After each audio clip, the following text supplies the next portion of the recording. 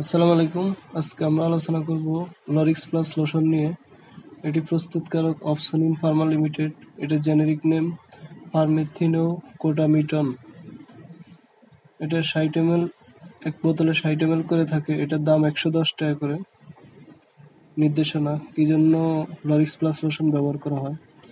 এই লোশনটি স্ক্যাবিজ এবং পুরাইটাস এর চিকিৎসায় নির্দেশিত। এছাড়াও এটি চুলকানি এবং ত্বকের জ্বালাপোড়া যেমন রোদে পোড়া, শুষ্ক একজিমা, চুলকানি সহ ডার্মাটাইটিস, অ্যালার্জিজনিত ফুসকুড়ি, আমবাত, নেটল ফুসকুড়ি, চিকেন পক্স, পোকামাকড়ের কামড় এবং হুল, তাপ ফুসকুড়ি এবং ব্যক্তিগত চুলকানি উপশমের জন্য ব্যবহৃত হয়। ফার্মাকোলজি লরিক্স প্লাস লোশন একটি অ্যান্টিপুরাইটিক ও স্ক্যাবিসাইডাল ইয়া সাবকেপটিক স্ক্যাবি জীবাণুর বিরুদ্ধে অত্যন্ত কার্যকরী। ইহা চুলকানি সহ ত্বকের বিভিন্ন চিকিৎসায় ব্যবহৃত হয়। লরিক্স প্লাস লোশন ত্বকে ব্যবহারের জন্য লোশন হিসেবে পাওয়া যায়। সেবনবিধি লরিক্স প্লাস লোশনটি প্রয়োগ করার আগে ত্বক পরিষ্কার, ঠান্ডা এবং শুষ্ক করে নিতে হবে। প্রাপ্তবয়স্ক এবং 2 বছরের বেশি বয়সী বাচ্চাদের জন্য গাড়ের নিচ থেকে পুরো শরীরে লোশনটি প্রয়োগ করুন।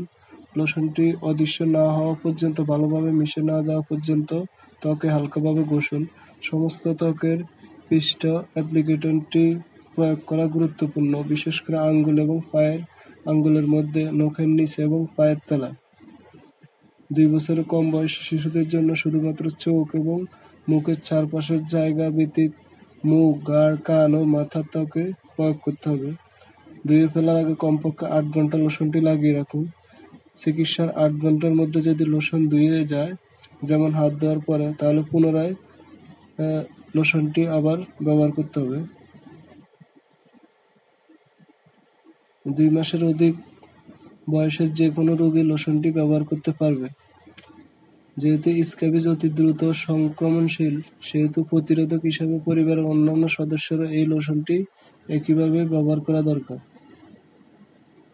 ওষুধের মিথস্ক্রিয়া পারমেথিন এবং কোটামিটন প্রয়োগকালীন সময়ে কর্টিকোস্টেরয়েড দ্বারা যে কোনো একজিমা জাতীয় রোগের চিকিৎসা বন্ধ করতে হবে, কারণ এটি জীবাণুর বিরুদ্ধে প্রতিরোধমূলক ক্রিয়াকলাপ লোপ পাওয়ার ফলে চুলকানির প্রকোপ বেড়ে যেতে পারে। প্রতি নির্দেশনা লরিক্স প্লাস লোশন মুখের ভিতরে গেলে এবং চোখে লাগলে ক্ষতি হতে পারে, সেজন্য সতর্কতার সহিত ব্যবহার করতে হবে। যে সমস্ত রোগী অতিমাত্রায় সংবেদনশীল, তাদের ক্ষেত্রে লরিক্স প্লাস লোশন ব্যবহার করা যাবে না। লরিক্স প্লাস লোশন ত্বকের ক্ষত স্থানে ব্যবহার করা যাবে না। পার্শ্ব প্রতিক্রিয়া স্ক্যাবিজ রোগীদের ক্ষেত্রে স্কিন ডিসকমফোর্ট, প্রধানত লোশন প্রয়োগের পর কিছু রোগীর ক্ষেত্রে বার্নিং, স্ট্যাঙ্গিং অথবা স্টিলিং দেখা যায়। লরিক্স প্লাস লোশন প্রয়োগের পর অস্থায়ী লক্ষণগুলো যেমন ইরাইথেমা, ইডিমা, একজিমা, র্যাশ দেখা দিতে পারে, তবে এই উপসর্গগুলো স্ক্যাবিজ রোগের স্বাভাবিক অবস্থা হিসেবে বিবেচনা করা হয়। গর্ভাবস্থায় স্তন্যদানকালে গর্ভাবস্থায় লরিক্স প্লাস লোশন নিরাপত্তা মূল্যায়ন করার কোনো অভিজ্ঞতা নেই, তাই গর্ভাবস্থায়, বিশেষ করে প্রথম 3 মাসে এটি নির্দেশিত নয়। সক্রিয় পদার্থটি বুকের দুধে যায় কিনা তা জানা যায়নি। দুগ্ধদানকারী মায়েদের নিপেলের এলাকায় এটি প্রয়োগ করা থেকে বিরত থাকা উচিত।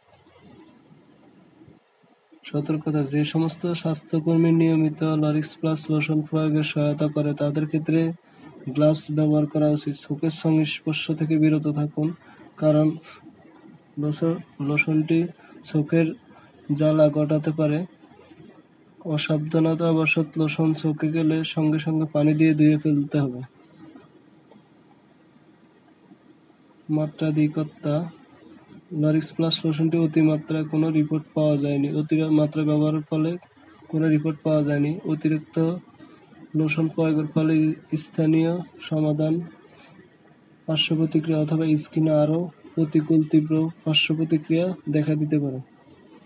Therapeutic class local antipyretic parasiticidal preparation. সংরক্ষণ 25 ডিগ্রি অথবা তার কম তাপমাত্রায় সংরক্ষণ করুন। আলো থেকে দূরে শুষ্ক স্থানে রাখুন। সকল ওষুধ শিশুদের নাগালের বাইরে রাখুন। এছাড়া যে কোনো মেডিসিন ব্যবহার পূর্বে অবশ্যই রেজিস্টার্ড ডাক্তারের পরামর্শ নিয়েই ব্যবহার করবেন। নিজে নিজে কোনো ভিডিও দেখে বা কোনো ওষুধ ব্যবহার করবেন না। ধন্যবাদ।